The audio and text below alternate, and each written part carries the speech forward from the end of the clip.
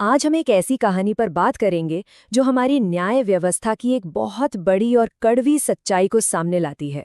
एक ऐसी कहानी जो हमें ये सोचने पर मजबूर कर देती है कि अगर न्याय मिलने में इतनी देर हो जाए तो क्या वो सच में न्याय कहलाता है। जरा सोचिए, एक इंसान अपनी बेगुनाही साबित करने के लिए एक लंबी, बहुत लंबी और थका देने वाली कानूनी लड़ाई लड़ता है और आखिरकार सच की जीत होती है। पर ये जीत मिलती है 30 साल बाद। आप सोच सकते हैं, 30 साल! किसी की आधी से ज्यादा जिंदगी बस एक अदालती फैसले के इंतजार में निकल गई।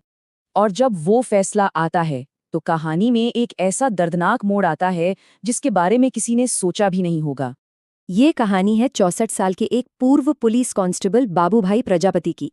गुजरात हाईकोर्ट ने उन्हें दशकों पुराने भ्रष्टाचार के एक मामले में बरी तो कर दिया, लेकिन अपनी बेगुनाही की हवा में वो 24 घंटे भी ठीक से सांस नहीं ले पाए। अब सवाल ये उठता है कि आखिर हुआ क्या था, ये सब शुरू कैसे हुआ। इस कहानी को समझने के लिए हमें लगभग 3 दशक पीछे जाना होगा, साल 1996 में। सिर्फ 20 रुपए! जी हाँ, यकीन करना मुश्किल है ना, लेकिन इसी छोटी सी रकम के इर्द गिर्द एक ऐसा बवंडर खड़ा हुआ जिसने एक इंसान की पूरी जिंदगी को तबाह कर दिया। तो हुआ ये कि 20 नवंबर 1996 को एंटी करप्शन ब्यूरो को एक टिप मिली। टिप ये थी कि वेजलपुर पुलिस स्टेशन के कुछ कांस्टेबल ट्रक ड्राइवरों से पैसे ले रहे हैं। तो एक जाल बिछाया गया और बाबूभाई प्रजापति समेत 3 कांस्टेबलों पर पैसे लेने का मामला दर्ज कर लिया गया। तो एक जाल बिछा, आरोप लगे, पर ये तो सिर्फ शुरुआत थी। यहां से जो शुरू हुआ वो दशकों तक चलने वाला एक कानूनी दुस्वप्न था। इस टाइमलाइन को देखिए, ये हमें साफ साफ दिखाती है कि कैसे हमारे सिस्टम की धीमी रफ्तार किसी की पूरी जिंदगी पर भारी पड़ सकती है। 1996 में आरोप लगते हैं और आखिरी फैसला आते आते लगभग 30 साल गुजर जाते हैं। 2004 में निचली अदालत का फैसला प्रजापति और उनके साथियों के लिए बहुत बड़ा झटका था। उन्हें न सिर्फ जेल की सजा हुई बल्कि उनकी नौकरी भी चली गई, जिसका असर उनके और उनके परिवार पर बहुत गहरा पड़ा। इस फैसले के खिलाफ उन्होंने गुजरात हाईकोर्ट में अपील की, लेकिन सबसे चौंकाने वाली बात पता है क्या है?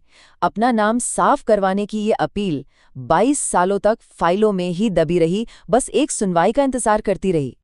खैर, 3 दशकों के लंबे इंतजार के बाद आखिरकार ये मामला गुजरात हाईकोर्ट में अपने अंजाम तक पहुंचा और हाईकोर्ट ने तीनों कांस्टेबलों को बरी कर दिया। क्यों? क्योंकि अदालत ने पाया कि गवाहों के बयानों में बहुत झोल था, वो एक दूसरे से मेल नहीं खाते थे। प्रोसिक्यूशन अपने आरोप साबित ही नहीं कर पाया। कोर्ट ने कहा कि पूरा मामला सिर्फ शक पर आधारित था, किसी ठोस सबूत पर नहीं। बरी होने के ठीक बाद बाबूभाई प्रजापति ने अपने वकील से कुछ ऐसे शब्द कहे जो सुनकर रोंगटे खड़े हो जाते हैं।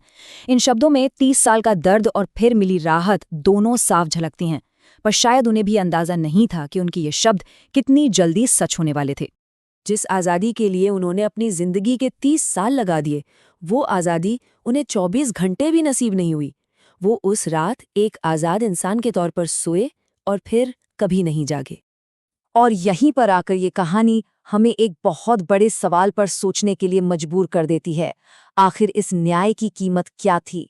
ये स्लाइड उस भयावह असंतुलन को बिल्कुल साफ साफ दिखाती है। देखिए, एक तरफ 20 रुपए का एक छोटा सा आरोप जो साबित भी नहीं हो सका, और दूसरी तरफ उसका नतीजा 30 साल का संघर्ष, नौकरी का जाना, समाज का कलंक और आखिर में आज़ादी का सिर्फ एक दिन। बाबूभाई प्रजापति की कहानी हमारे लिए यही एक सवाल छोड़ जाती है, और ये सवाल सिर्फ उनकी कहानी का नहीं बल्कि हमारी पूरी न्याय व्यवस्था से है कि अगर न्याय मिलने में एक पूरी जिंदगी लग जाए तो क्या उसे वाकई न्याय कहा जा सकता है?